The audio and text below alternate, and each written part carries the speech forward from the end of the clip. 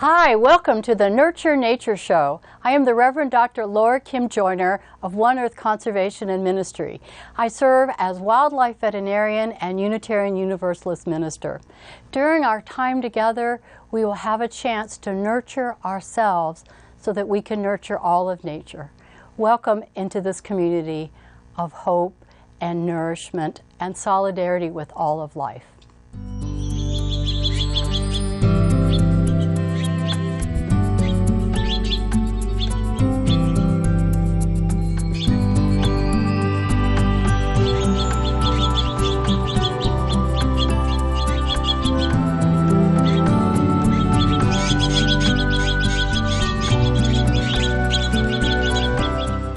We are here on this earth to pray.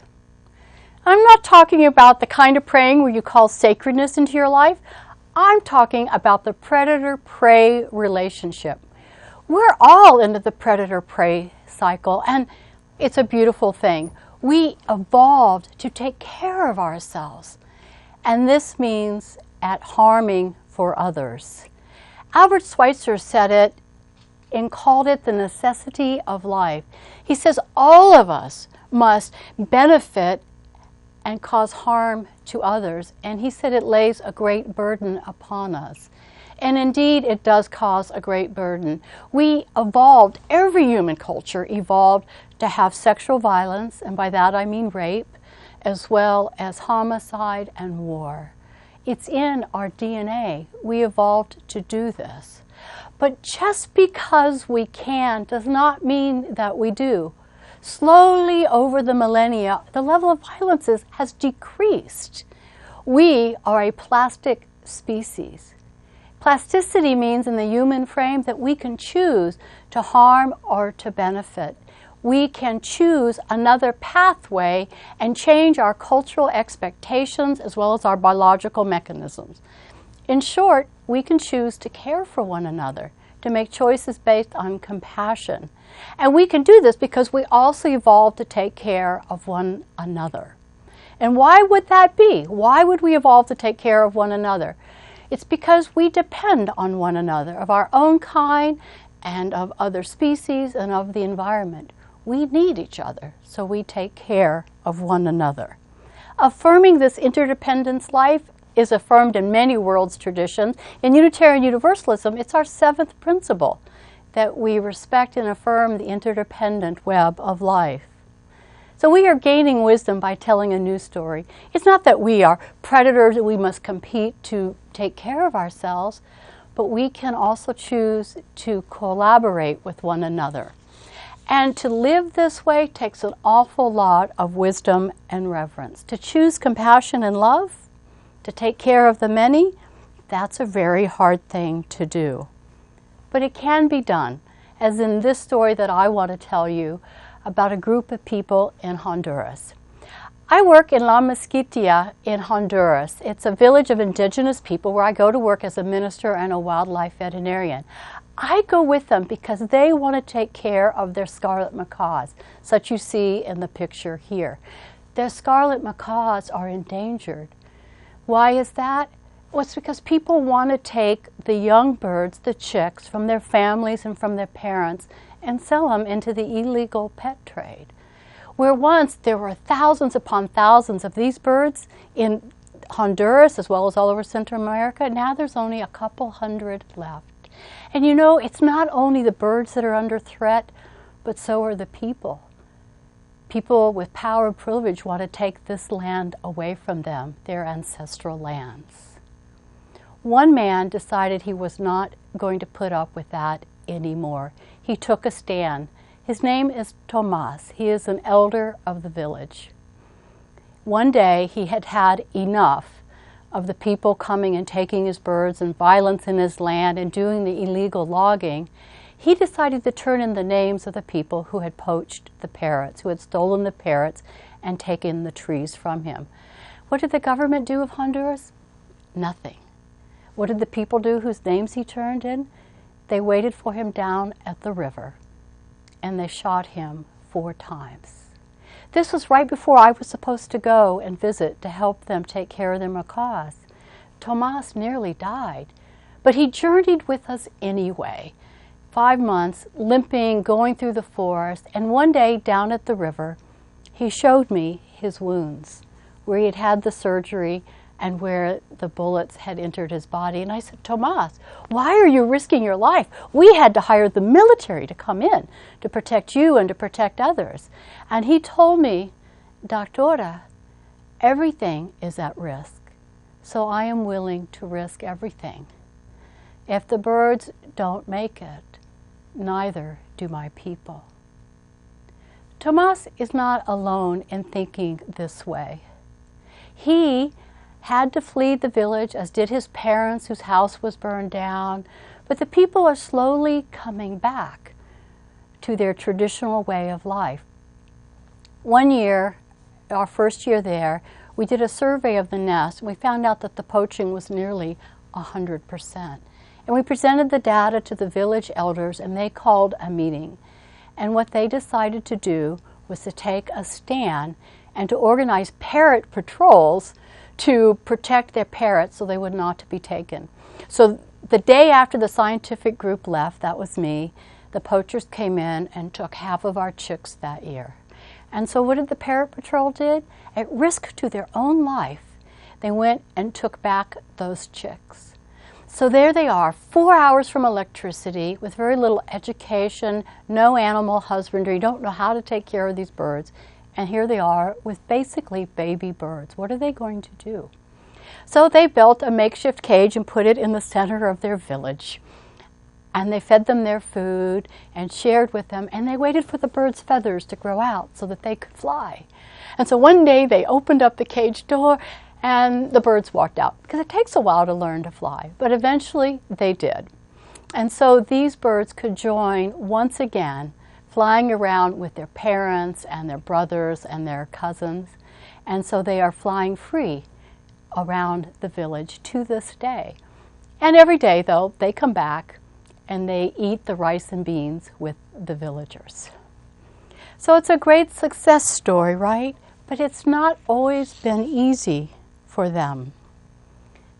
One time, a couple years ago, a group of armed people came into the village, drug traffickers, to steal everything of value that they could of the village.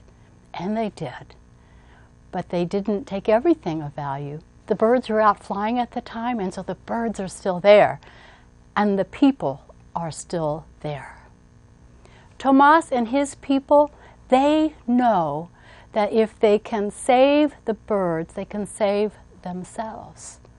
They know that liberating the birds is liberating themselves. Now, there's no reason to romanticize these indigenous people. They're just like us. They fuss with their spouses. They have disconnecting relationships. They make choices that cause harm. But maybe there's one thing that they know that we don't know so well here in the Western world. They know that there is no center place of power and privilege. These people aren't saints. They are just taking care of themselves. And taking care of themselves means taking care of others. Writes Albert Schweitzer to guide us in how can we take care of the many others and ourselves. For instance, in the case of the villagers, sometimes they don't have enough food to eat. They have to choose whether to feed themselves or someone else or their children. But Albert Schweitzer says it's good for us to take care of others. He writes, by having reverence for life, we enter into a spiritual relationship with the universe. By practicing reverence for life, we become good, deep, and alive. But it's not easy. It's something that has to be learned and practiced. Rebecca Parker is the past president of the Starr King School of Ministry. And she writes this: we must learn again to live with reverence. Reverence respects the complexity, the beauty, and the magnitude of the world around us. It doesn't undo the world's intricate miracles. Instead, it gives life reverent attention, seeking to know and understand and share life's ways. Reverence for life has to be learned. It's not just a feeling or one moment of transcendence or awe. It is being brought forth into the world with both beauty and awe. It means full-fledged devotion enacted in deeds of care and responsibility. So it involves study, knowledge, and attention. It's a form of love that needs to be learned and affirmed. And this is what congregations are for, to teach us, to give reverent attention to life. And I add, this is what communities are for, to have us befriend the world in which we live. And she continues, the task given to us here and now is what we can do to advance reverence for life and deepen the promise of love. And I imagine Albert Schweitzer talking to the Reverend Dr. Rebecca Parker, and he would say, with reverence for life and everything, you recognize yourself. Reverence before the infinity of life means the removal of strangeness, the restoration of shared experiences, of compassion and sympathy. We're healed with a sense of belonging when we have reverence, and our compassion grows. This is the work of our time, encompassed in many, many traditions. In the Unitarian Universalist tradition, we have something called the First Principle Project, where we are seeking to embrace this new paradigm that the needs of all depend on addressing the needs of the individuals. One of our principles is the inherent worth and dignity of every person. We're trying to change this to every being, to echo the words of Thomas, who says, if the birds don't make it, neither do I, or my people. If all of life doesn't make it, then neither do humans. This new version of our principle says that all individuals matter. But to really grasp hold of this new paradigm of thinking, we have to slow down. We have to study and reflect, as Dr. Parker says, so that we can recognize all the gifts of life. In my work in Honduras as a wildlife veterinarian, I also serve as a minister. And so in our work, we slow down. We take time to understand the intricate miracles of life. So every day we get up and we have words of wisdom or reflection or prayers before we go out, and we end the days the same. So one morning at the start of one field season, all the villagers are gathered around in the center of their community, and people are sharing their words, and it comes my turn, and I said, I'm going to share my favorite words of wisdom and reverence. It's a poem from Mary Oliver called Wild Geese. But these people don't know what geese are. So please forgive me, Mary. I substituted the word macaw instead of wild geese. And so I read the poem. You do not have to be good. You do not have to walk on your knees for 100 miles through the jungle repenting. You only have to let the soft animal of your body loves what it loves. Tell me about despair, yours, and I will tell you mine. Meanwhile, the world moves on. Meanwhile, the sun and the clear pebbles of the rains are moving across the landscapes. They're moving over the tall pine trees, the savanna, the bean fields and the corn fields and the deep rivers and the tall trees. Meanwhile, the macaws, high in the clean blue air, are heading home again. And right when I got to that part in the poem, we heard calling off in the distance 5 scarlet macaws flying towards us. It was an amazing coincidence, and even more amazing that there were 5 together. A rarer sight when you could at one time see 50 flying together. 5 meant probably a family, parents, and juveniles. And as they flew towards us with their squawking, I continued on with the poem. No matter who you are, no matter how lonely you are, the world offers itself to your attention, calls to you harsh and exciting like the wild macaws, announcing your place in the family of things. And right at that moment, the macaws were right overhead. The people looked up, and it was true. It was like the macaws were announcing our place in the family of things. We wept we of many ethnicities and nationalities, for the birds had told us that we belong. And in so belonging, we could welcome them back into life. It allowed us to commit to the life and the beauty all around us that is also in us. It was an amazing moment. It allowed us, well, reverence. What it allows everybody is for ordinary people to produce extraordinary results in extraordinary times, to rise to the commitment of their times. Just last week, I was with these people and with their fire crew. And their fire crew was out fighting the forest fires all around them and that were threatening the village. And when they were out fighting the forest fire, they saw some people running with machetes and bags of scarlet macaw chick being stolen from their families. So the fire crew took off running after them and weren't sure if the men were armed and whether a gun battle was going to ensue. But the men trapped between the fire and the fire crew, the poachers, they dropped the bag of chicks and took off running. And so the fire crew came back and presented the 5 birds that this next week are being cared for in the village. They will not let their chicks go. This is the kind of commitment that is fueled by reverence. It's a form of love. This is the dream of community life.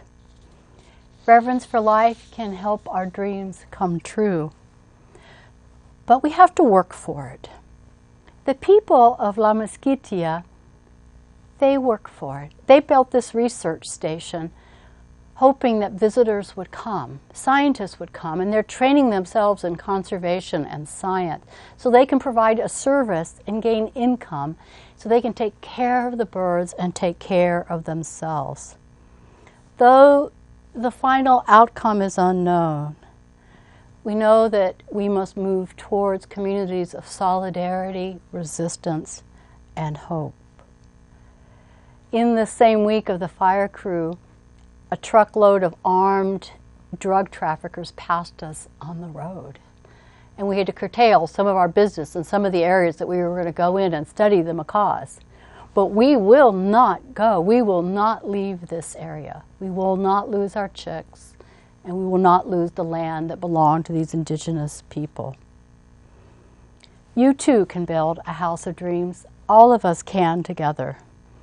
Dr. Schweitzer, who's the author of the Reverence for Life ethic, he knew that we could not escape the harm and the necessity of life. That's a cold tragedy we all must face. But with reverence, we can face that harm and choose better ways so that all can benefit. Fueled by reverence, we receive the greatest gift of all. Healed by reverence, we can give back the greatest gifts of all.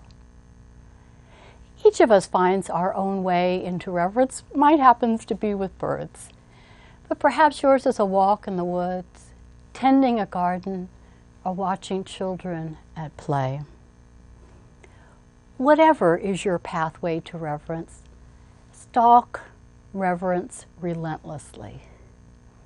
For we are fierce predators, and together let us pray for reverence in our lives and for the flourishing of all.